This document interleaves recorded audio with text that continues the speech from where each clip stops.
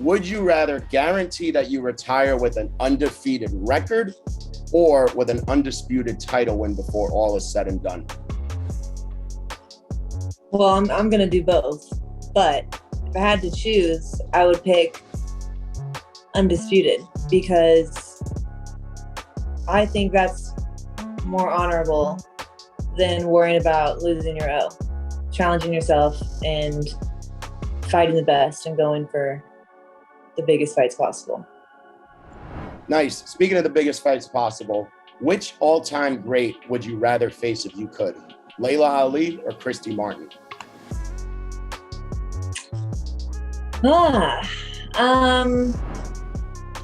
I think that people thought Christy Martin was a little more dangerous, and so I would like to challenge myself against her because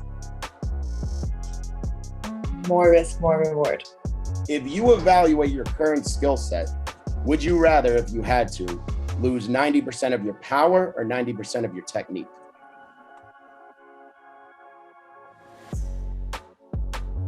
%90 of power. I have been groomed to be a very technical fighter, and I pride myself on that. I think it's very important, not just because, not just because that is what boxing's all about, right? The sweet science, but because especially as a female, I think it's very, very important to showcase technique.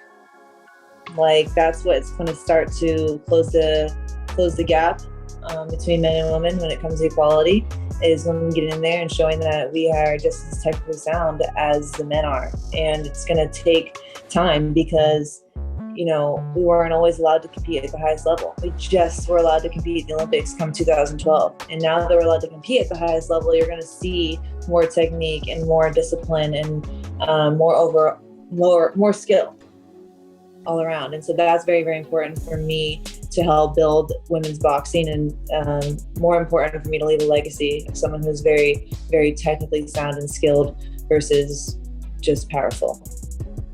Sure.